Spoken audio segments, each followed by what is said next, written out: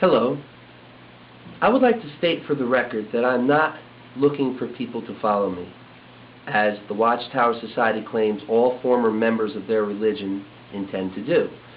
What I am doing is searching for the truth, and anyone who claims they have the truth should be able to tell somebody who's looking for the truth what the truth actually is. This question has to do with our God-given conscience. Notice in the February 1st, 2002 Watchtower magazine on page 29, in the article heading Questions from Readers, what the Watchtower Society states: "Not to be overlooked is our God-given conscience. All people are born with a sense of right and wrong, good and bad." Now remember that. It states that we have a God-given conscience that tells us right from wrong and good from bad.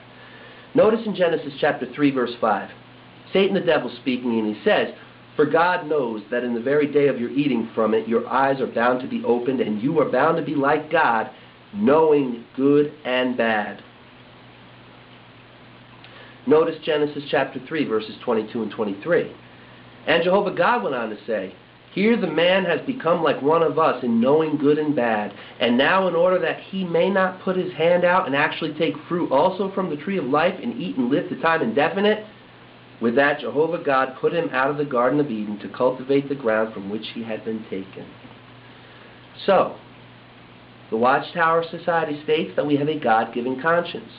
The book of Genesis shows the serpent, Satan the devil, stating that he was trying to help Eve gain knowledge of good and bad.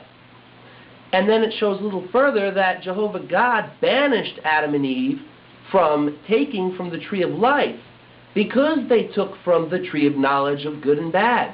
So I ask you, Jehovah's Witnesses, what God gave us our God-given conscience?